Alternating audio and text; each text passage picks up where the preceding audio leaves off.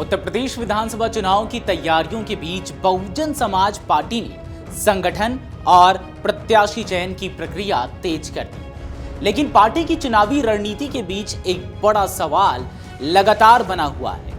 आखिर राष्ट्रीय संयोजक आकाश आनंद की भूमिका क्या होगी? मायावती की ओर से इस पर अब तक कोई स्पष्ट संकेत नहीं मिलने से कार्यकर्ताओं के बीच असमंजस की स्थिति बनी हुई है। वहीं पार्टी ब्राह्मण वोट बैंक को साधने की कोशिशों में भी जुट गई है।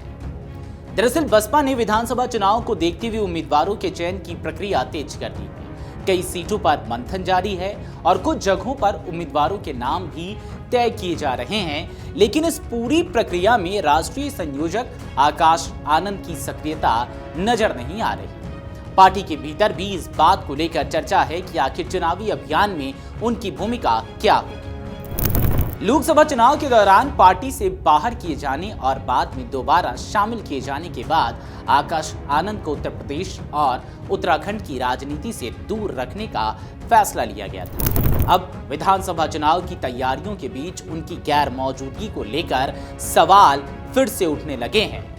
पार्टी नेताओं का मानना है कि उत्तर प्रदेश जैसे बड़े राज्य में बसपा को एक चुनाव चेहरे की जरूरत है, खासकर ऐसे समय में जब युवा दलित राजनीति में नए विकल्पों की चर्चा तेज है। आजाद समाज पार्टी के अध्यक्ष और सांसद चंद्रशेखर आजाद लगातार सक्रिय हैं और युवाओं के बीच अपनी मौजूदगी मजबूत कर रहे हैं।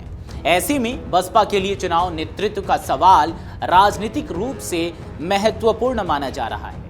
हालांकि आकाश आनंद ने अभी तक कोई चुनाव नहीं लड़ा है, लेकिन पिछले कुछ वर्षों में उन्हें मायावती के राजनीतिक उत्तराधिकारी के रूप में भी देखा जाता रहा है। इसलिए उनकी चुनावी भूमिका को लेकर कार्यकर्ताओं और राजनीतिक विश्लेषकों की नजर बनी हुई है। दूसरी ओर बसपा अपनी पुरानी सोशल इंजीनियरिंग रणनीति को भी दोबारा मजबूत करने की कोशिश कर रही है।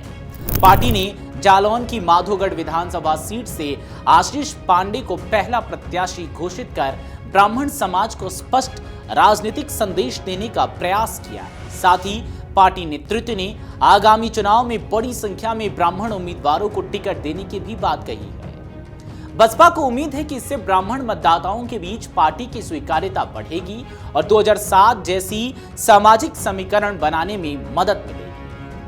आपको बता दें कि साल 2007 में जब बसपा ने पूर्ण बहुमत की सरकार बनाई थी, तब पार्टी की बहुजन प्लस ब्राह्मण रणनीति काफी सफल रही थी। उस समय पार्टी के राष्ट्रीय महासचिव सतीश चंद्र मिश्रा के नेतृत्व में बड़ी संख्या में ब्राह्मण नेता बसपा से जुड़े थे। लेकिन समय के साथ अधिकांश वरिष्ठ ब्राह्मण नेता पार्टी छोड़ चुके हैं और फिलहाल सतीश मिश्रा ही प्रमुख चेहरा बचे। ऐसे में पार्टी अब नए ब्राह्मण नेतृत्व की तलाश में भी जुटी है। हालांकि अभी तक किसी दूसरे बड़े राजनीतिक दल का कोई प्रभावशाली ब्राह्मण नेता बसपा में शामिल नहीं हुआ है। हाल के दिनों में पार्टी में शामिल होने वालों में मुस्लिम और ओबीसी नेताओं की संख्या अधिक रही है। उत्तर प्रदेश विधानसभा चुनाव से पहले बसपा दोहरी चुनौती का सामना कर रही है।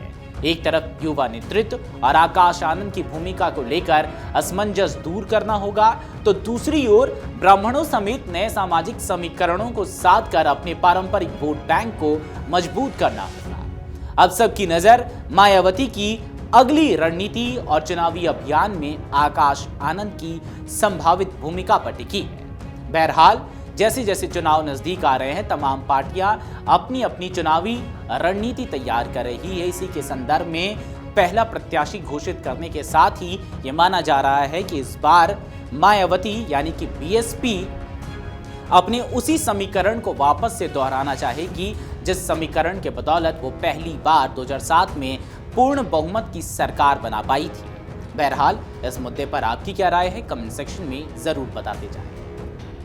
अगर आप ये वीडियो YouTube पर देख रहे हैं तो हमारे चैनल को सब्सक्राइब कर बेल आइकन दबाएं और Facebook पर देख रहे हैं तो हमारे पेज को लाइक करें।